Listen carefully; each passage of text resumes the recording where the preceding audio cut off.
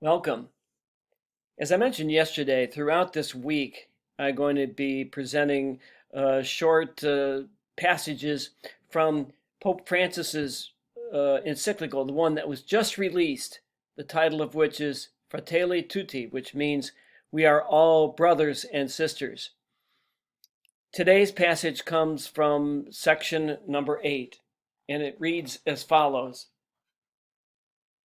It is my desire that in this our time, by acknowledging the dignity of each human person, we can contribute to the rebirth of a universal aspiration to fraternity.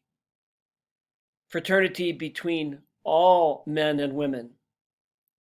Here we have a splendid secret that shows us how to dream and to turn our life into a wonderful adventure.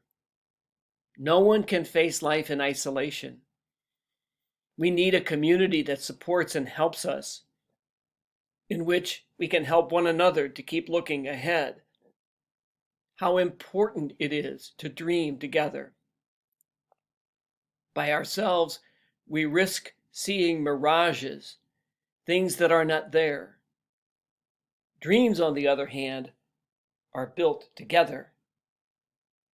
Let us dream then as a single human family, as fellow travelers sharing the same flesh, as children of the same earth, which is our common home, each of us bringing the richness of his or her beliefs and convictions, each of us with his or her own voice, brothers and sisters all.